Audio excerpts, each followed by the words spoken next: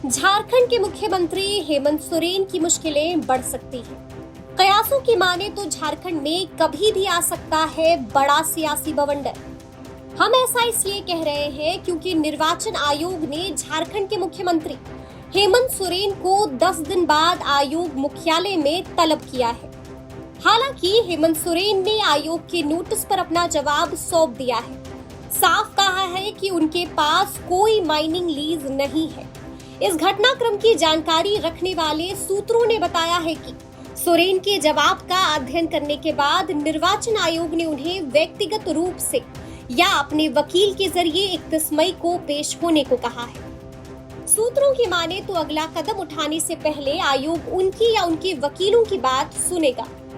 झारखंड के राज्यपाल रमेश बायस के आग्रह पर निर्वाचन आयोग ने 1 मई को नोटिस जारी कर हेमंत को जवाब देने के लिए 10 दिनों का समय दिया था। हेमंत सोरेन ने तब अपनी मां की खराब सेहत का हवाला देते हुए 10 दिनों की मोहलत मांगी थी। आयोग ने अतिरिक्त 10 दिनों की मोहलत देकर उन्हें 20 मई तक जवाब दाखिल करने को कहा था। हेमंत के जवाब पर आयोग ने उनको 31 मई को सुनवाई के लिए तलब किया है।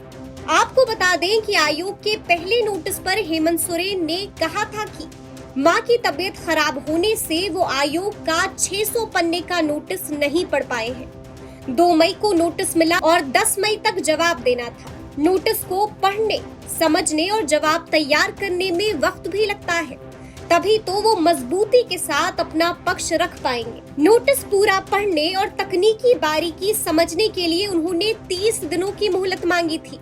इस पर आयोग ने उन्हें सिर्फ 10 दिनों की मोहलत दी है। सोरेन के जवाब के मुताबिक रांची के अनगढ़ा पंचायत में 88 डेसिमल पत्थर खदान खनन की लीज 14 साल पहले यानी कि 17 मई 2008 को 10 साल के लिए दी गई थी। 2018 में इसके नवीकरण के अनुरोध को नामंजूर कर दिया गया था। फिर 2021 में उनकी लीज रिन्यू कर दी गई थी, लेकिन प्रशासन ने कई नीतिगत कारणों से जब इस साल 4 फरवरी तक खनन करने की अनुमति नहीं मिली तो उन्होंने बगैर खनन किए लीज सरेंडर कर दी।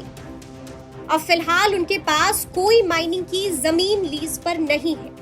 मालूम हो कि ये मामला तब चर्चा में आया जब आईएएस पूजा सिंघल के सीए के घर से 17 करोड़ रुपए कैश बरामद हुए। इसके अलावा उनके कई ठिकानों पर छापेमारी हुई, जिसमें ऐसी ही कई संपत्ति और कैश बरामद हुए।